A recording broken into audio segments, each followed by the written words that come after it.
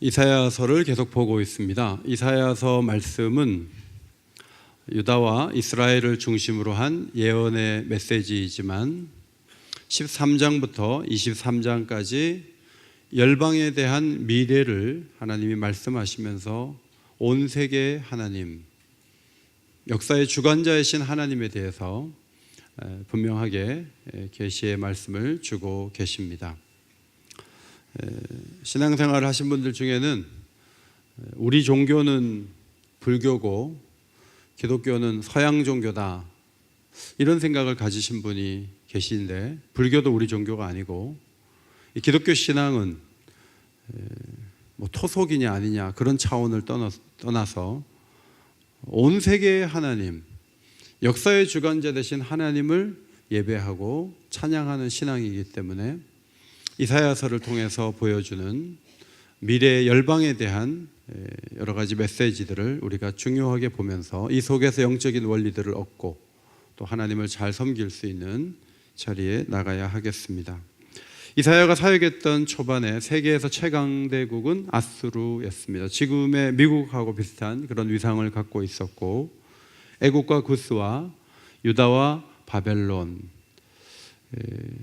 아수르보다는 못한 힘을 갖고 있었기 때문에 유다는 애굽과 좀 친하게 지내면서 아수르를 맞서야 되지 않을까. 구스가 선을 내밀 때 그 말에 솔깃해하고, 시간이 흐른 후에는 바벨론을 좀 의지해야 되지 않을까 이런 생각을 했고, 다른 애굽과 구스와 바벨론도 아수르가 너무 강하기 때문에 유다라도 힘을 모아서 뭔가 해야 되지 않겠는가 하는 서로의 계산이 맞아떨어진 가운데 동맹을 맺기 좋은 그런 관계 속에 있었습니다. 그러나 하나님은 아수르가 그냥 유다를 침공해서 무너뜨리도록 하지 않으시고 유다를 지켜주시기로 하셨기 때문에 유다 나라가 자신을 바라보고 자신을 신뢰하고 자기 앞에 나오기를 간절히 원했고, 강대국을 의지해서 그 어려운 시대를 이겨내려고 하는 생각을 인간적인 생각, 세상적인 생각으로 간주하셨습니다. 오늘 16절, 17절 말씀은 애굽이 부녀처럼 되어 하나님의 손에 의해서 떨며 두려워하게 될 텐데, 17절에 유다 땅은 애굽의 두려움이 되겠다 이런 말씀을 하셨습니다. 따라합시다. 유다 땅은 애굽의 두려움이 되리라. 앞에 애굽이 그날에 부녀처럼 된다. 이샤라는 여성이라는 단어거든요. 여자처럼 된다. 지금은 총이 있어서 여자들이 명중사수의 최고의 어떤 실적을 낼 수가 있죠. 손가락 움직여서 싸우니까. 옛날에는 칼로 힘으로 싸우니까 남자들을 이겨낼 수가 없어요. 여자들은 전쟁이 나면 초라하고 힘들고 위협을 받고 그런 거예요.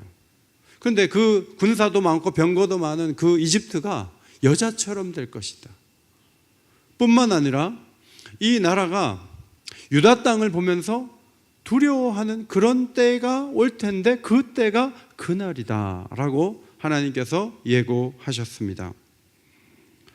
하나님의 계획 속에는 역전현상이라는 프로그램이 작동하고 있습니다.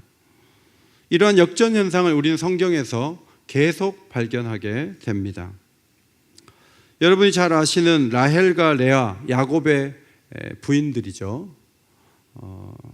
야곱은 누구를 더 사랑했죠?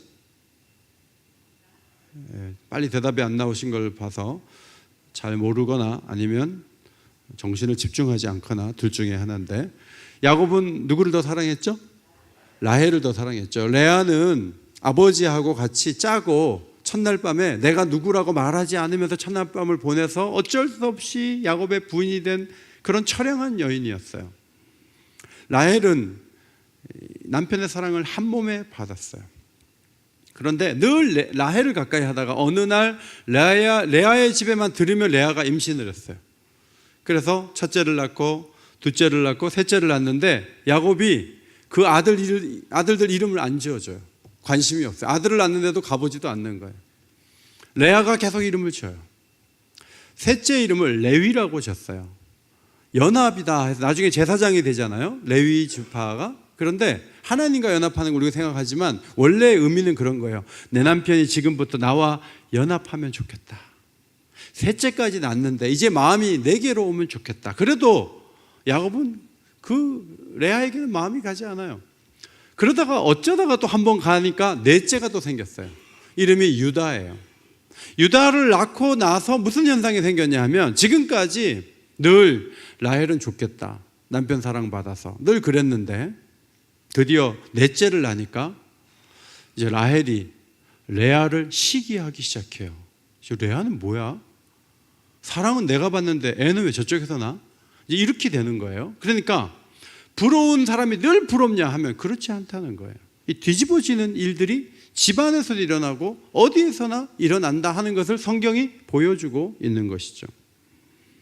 사무엘의 어머니 그러니까 한나가 분인나 때문에 굉장히 힘들어하다가 사무엘을 낳게 되면서 그가 하나님의 어떤 원리가 있구나 이것을 고백한 것이 사무엘상 2장이죠. 용사여 할은 꺾이고 넘어진 자는 힘으로 띠를 띠도다. 풍족한 자들은 양식을 위하여 품을 팔게 되고 줄이던 자들은 다시 줄이지 아니하도다. 자, 그 다음 말씀 같이 읽겠습니다. 시작. 여호와는 가난하게도 하시고 부하게도 하시며 낮추시기도 하시고 높이기도 하시는도다.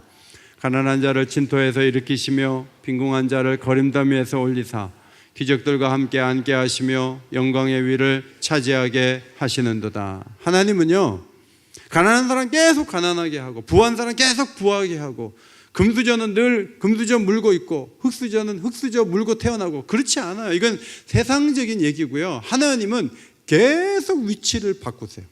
올린 사람 내리고 내린 사람 올리고 부한 사람 가난하게 하고 가난한 사람 부하게 하고 이 일을 하나님은 계속 하시는 분이라는 것을 한나가 깨달은 거예요. 이사야 시대의 사람들은 아수르는 영원히 강할 거야. 애굽이라도 의지해서 살아야지. 어떻게 저 강대국을 우리가 막아? 이 생각을 했어요.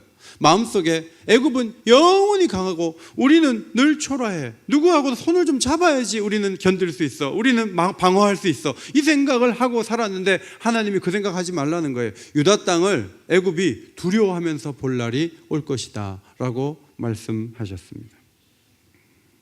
여러분 아시는 대로 현대사에서 중동 전쟁이 여러 차례 있었는데 1차, 2차, 3차, 4차 때 전부 이집트가 관련이 돼 있어요. 이 4번의 전쟁에서 이스라엘을 한 번도 못 이겼어요. 여러분 지금도 1억이 넘는 이집트의 GDP가 2,300억 달러인데 이스라엘이 3,500억 달러인데 인구가 800만 밖에 안 돼요.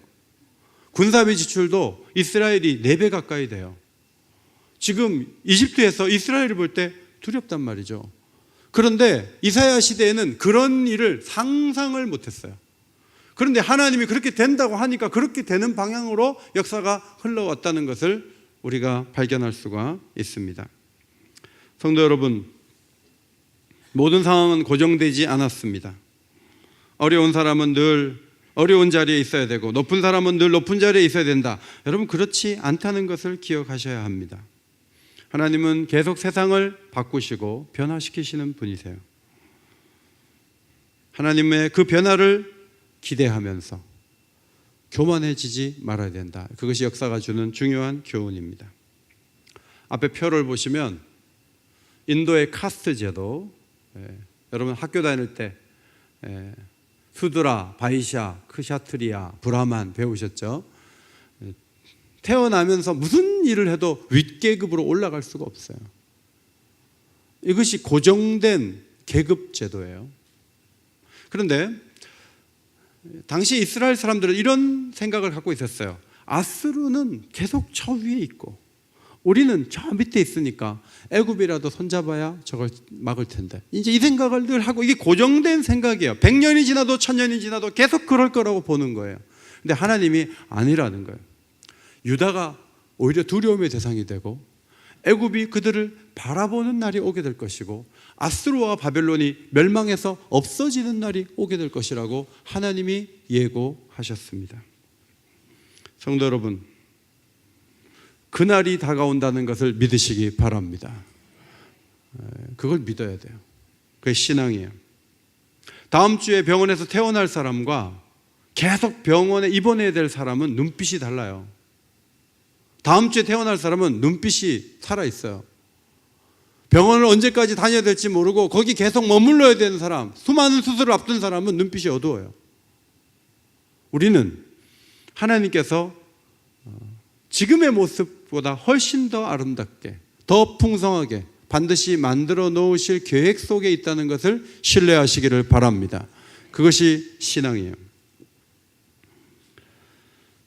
그 다음 18절부터 20절에는 그날에 이스라엘 땅 중앙에, 애굽 땅 중앙에 여호와를 위한 제단이 있을 것이다 그랬어요. 23절에 아수르와 애굽 사람이 함께 하나님을 경배하는 일이 있게 될 것이다 그랬습니다. 여러분, 애굽 땅은요 우상이 많은 땅이에요.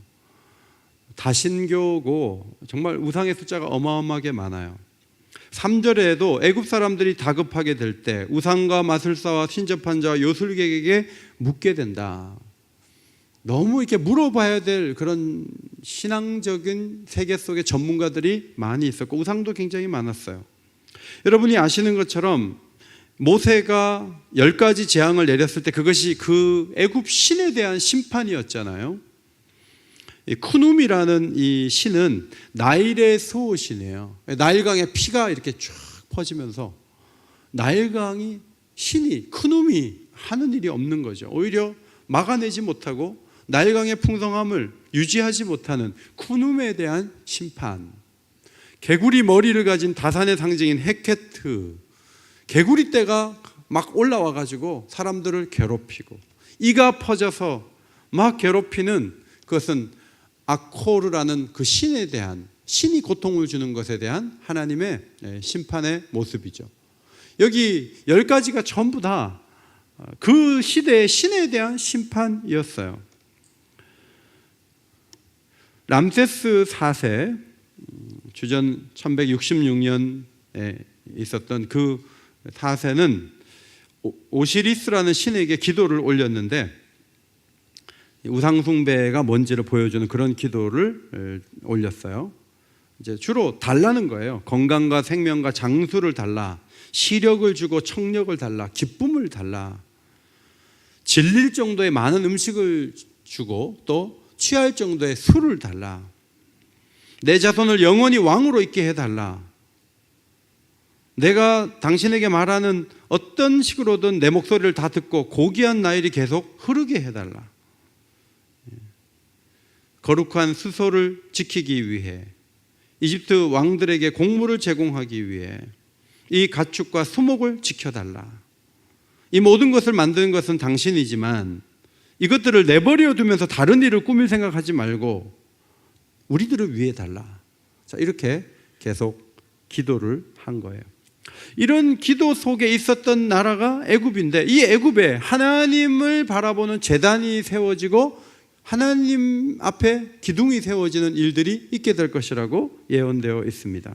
오늘 18절에 그날의 애굽에 하나님을 섬기는 제단 5성읍을 세우겠다 하나님께서 말씀하셨습니다.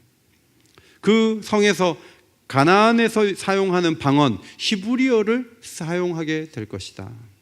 그 성의 하나의 이름은 멸망의 성읍인데 그것을 그대로 번역을 하면 태양성이에요. 태양성.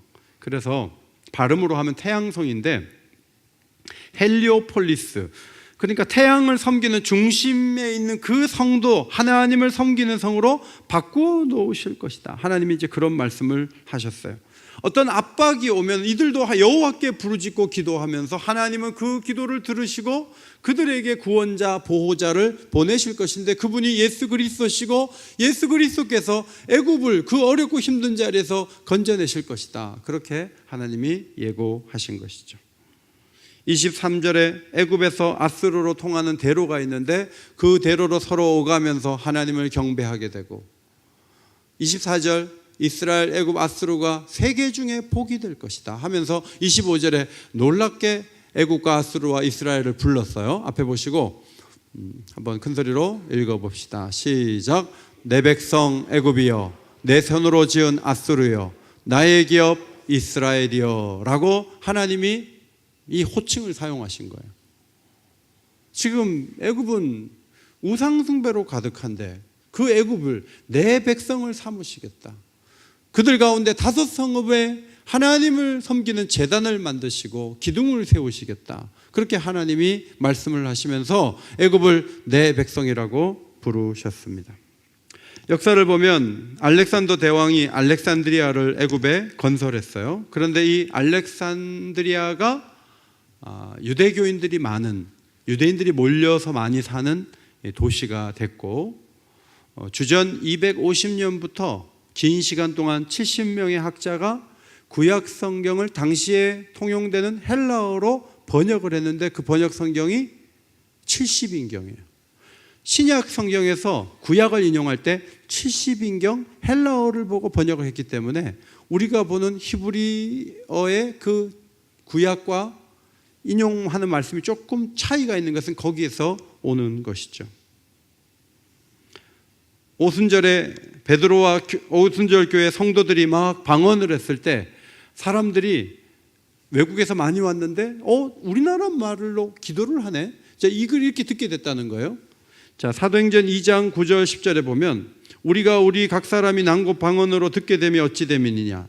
우리는 바데인과 메데인과 엘람인가 쭉 나오다가 애굽과 구레네와 가까운 리비아 여러 지방에 사는 사람들과 그레데인과 아라비아인들이라. 우리가 다 우리의 각 언어로 하나님의 큰일을 말함을 듣는도다. 여러분, 이집트에서도 하나님을 섬기기 위해서 올라왔다가 이집트 언어로 기도하는 내용을 듣고 우리말로 기도를 하네? 이런 사람들이 있었다고 하는 것이죠. 여러분이 잘 아시는 대로 이집트의 기독교인들은 곱틱교인이에요. 곱틱교인. 이 곱틱교의 창시자는 마가로 알려져 있고요. 마가가 복음을 전하기 시작한 곳은 알렉산드리아예요. 그곳에서 하나님의 복음에 놀라운 역사가 일어났는데 통계가 많이 달라요. 근데 제가 본 글에 최고로 많이 잡아놓은 통계는 인구의 12%, 1350만 명 곱틱 교인이 이집트에 있다는 거죠. 여러분, 지금은 1350만이 그렇구나 하지만 이사야 시대에는 아무도 이집트에서 하나님 믿는 사람이 없었어요.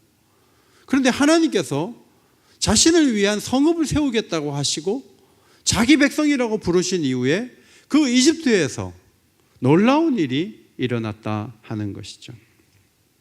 성도 여러분, 여러분 주변에 하나님께 나오는 일이 불가능해 보이는 사람들이 있습니까? 성품과 편견이 있고 상처가 있고 어려움이 있어서 저 사람은 절대로 주님께 나오지 못할 것 같아 라고 생각하는 사람이 있습니까?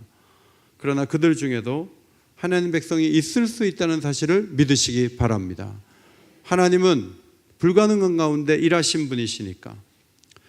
조선에 우리 한국에 선교사를 보내놓고 이 선교사를 보낸 이 대한민국이 앞으로 선교사를 세계 2번째로 많이 보내는 나라가 될 거야 라고 선교사를 보낸 나라는 한 나라도 없어요. 과연 이 나라에서 우리 선교사가 살아남을까 했던 그 나라에서 복음의 놀라운 역사가 일어났고 그 기적을 우리가 안고 있지 않습니까? 수가성의 여인이 전도자가 되고 세리장 삭개오가 변화되어서 자신의 재산을 절반이나 나눠주겠다고 헌신하는 것은 기대하지 않았던 놀라운 변화였습니다. 이사야는 말합니다.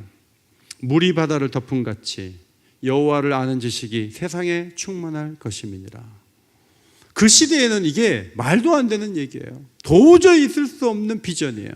그런데 하나님은 이 놀라운 일을 이루어가고 있지 않습니까? 앞에 보시고 한번 큰 소리로 같이 읽겠습니다. 시작! 물이 바다를 덮은 같이 여호와를 아는 지식이 세상에 충만할 것임이니라. 할렐루야. 하나님은 이 일을 지금도 이루어가고 계시는 거죠. 불교가 왕성하고 무슬림으로 가득한 사회라 할지라도 내 백성 애굽이여 내 손으로 지은 아수르요라고 외치셨던 하나님의 비전, 이 비전을 보면서 저 사람 불가능하겠다, 안 되겠다, 저 사람 예수 믿을 수 없다 생각하지 말고 복음을 전하고 하나님이 돌아오게 하시면 얼마든지 변화가 일어날 수 있다, 이것을 기대하는 우리 모두가 되어야 하겠습니다. 마지막 20장 6절 말씀입니다.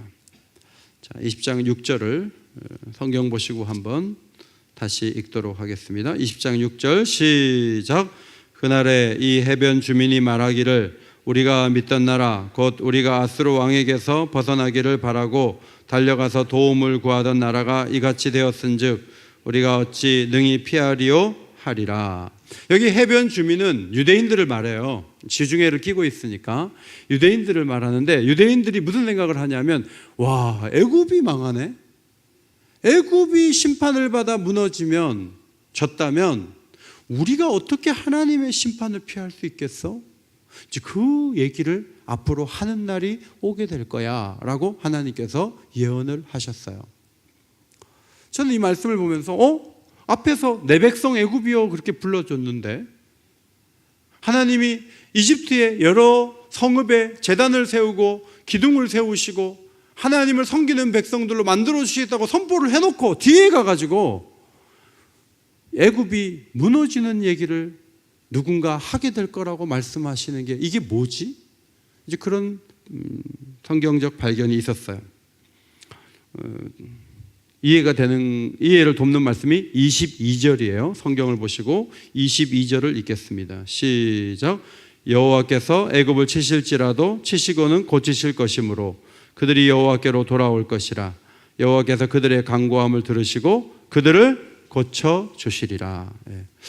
오늘 6월달이 되니까 성경을 잘 안 읽고 눈이 더 침침해진 것 같아요. 다시 한번 22절 읽겠습니다. 시작. 여호와께서 애굽을 치실지라도 치시고는 고치실 것이므로 그들이 여호와께로 돌아올 것이라. 여호와께서 그들의 간구함을 들으시고 그들을 고쳐 주시리라. 그냥 고치면 안 되나? 꼭 쳐야 되나? 이제 그런 생각이 제가 성경을 읽다가 마음속에 들었어요.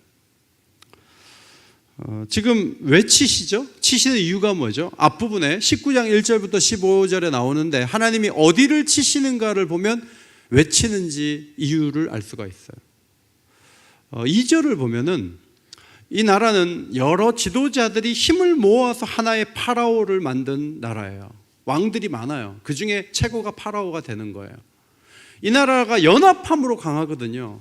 유나이티드 스테이츠예요. 그러니까 이것을 깨겠다는 거예요. 서로 분쟁이 일어나게 해가지고 이들이 강하게 되는데, 이제 와해되도록 하나님이 심판하시겠다. 하나가 돼서 힘이 세니까 교만한 거예요.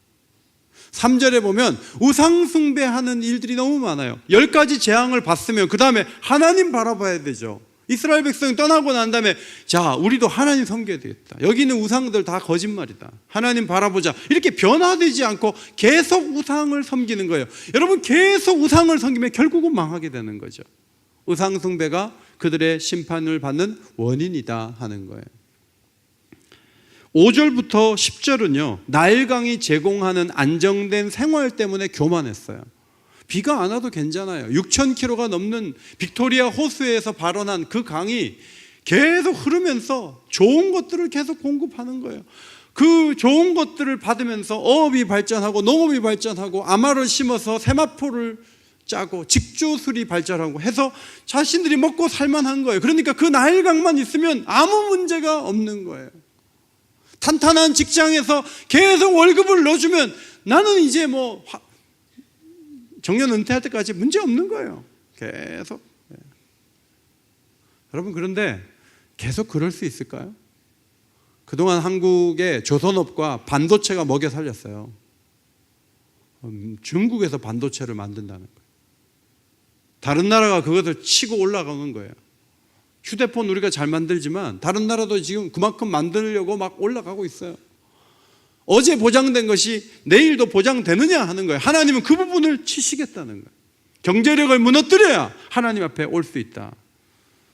가진 것 때문에 그것을 믿는 구석으로 삼고 하나님을 의지하지 않기 때문에 나일강을 말리시겠다. 하나님이 경고를 하시는 거죠. 11절로 15절은 지혜가 있다고 그 지혜를 믿었다는 거죠. 소안과 노비라는 두 도시가 나오거든요. 이 도시는 수도였던 도시고 그 도시에는 지혜자들이 살고 있었어요.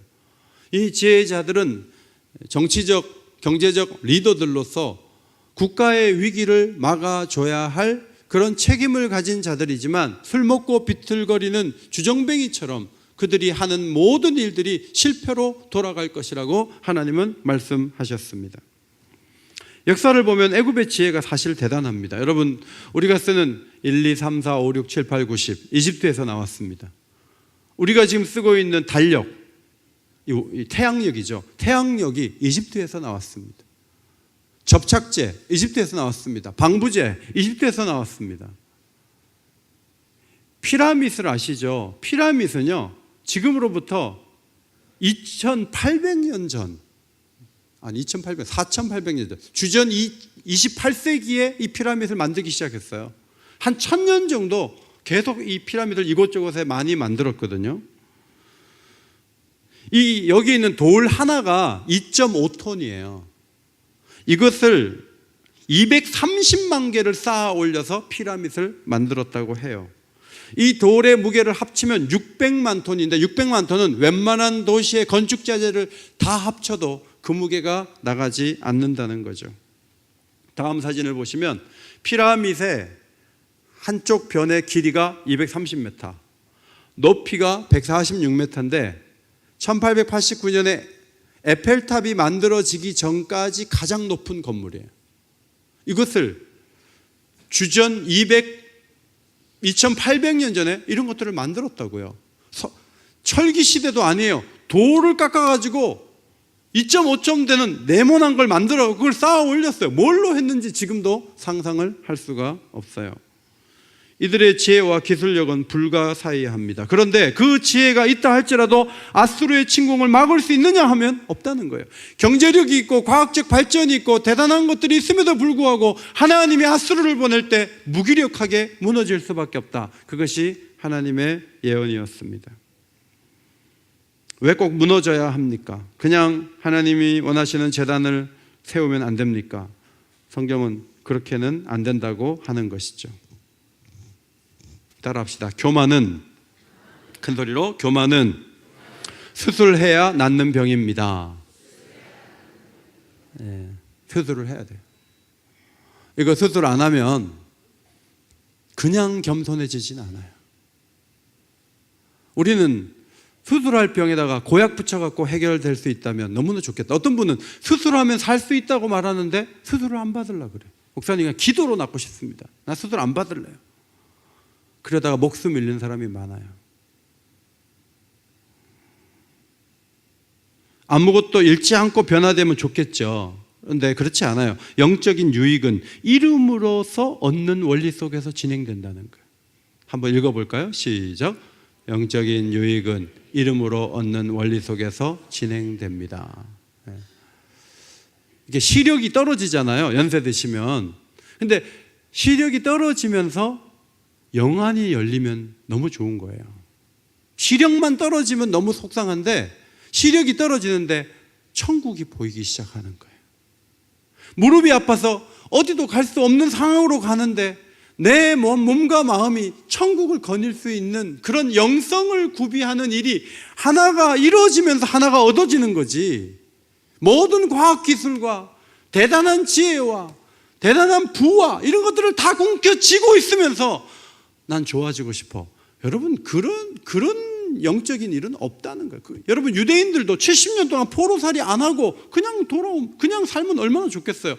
하나님이 그렇게 하고 싶어서 하는 것이 아니라 그 뿌리 깊은 죄가 그냥 깨끗해지느냐는 거예요. 그렇지 않다는 것을 하나님께서 가르쳐 주십니다.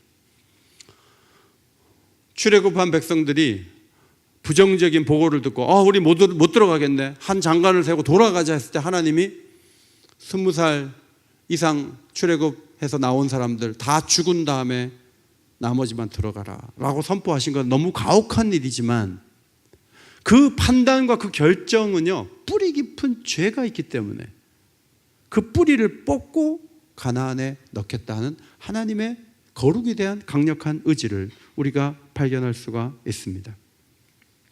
최근에 신문기사에 보건당국이 암수술을 한 후에 빨리 태어난 순서대로 점수를 줘서 종합병원 평가할 때 빨리 수술하고 빨리 태어난 병원은 훌륭한 병원으로 1등급 병원으로 그렇게 했다는 거예요. 의사들이 반발하는 거예요. 한 달 입원할 사람은 한 달 입원해야 완쾌되는데 그거를 한 달 입원할 사람을 3일 만에 퇴원을 시킨 것을 우수한 병원이라고 하는 게 말이 되느냐. 그 보건당국의 실수를 우리가 할 수가 있는 거예요. 아플 때는 아파야 돼요. 그 아픔을 면하고 아무것도 조치를 취하지 않고 그냥 여호와의 제단이 세워지고 하나님 백성으로서 따뜻한 모습으로 설 수 있느냐 하면 안 된다는 거예요. 그 고통을 겪어야 돼요. 유다 땅도, 유다 나라도 바벨론에 갔다 와야 돼요. 70년이에요.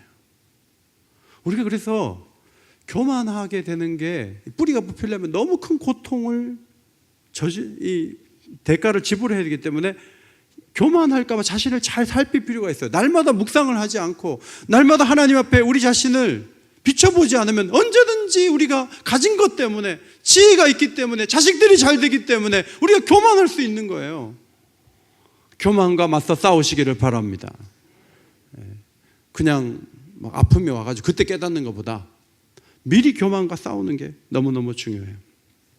돌이켜보면 우리 교회에 놀라운 일이 많았지만 지난 70년 동안 좋은 일만 경험한 게 아니에요. 이런저런 아픔이 얼마나 많았는지 몰라요. 그 70년의 역사 속에 아팠던 역사도 우리가 기억해야 돼요.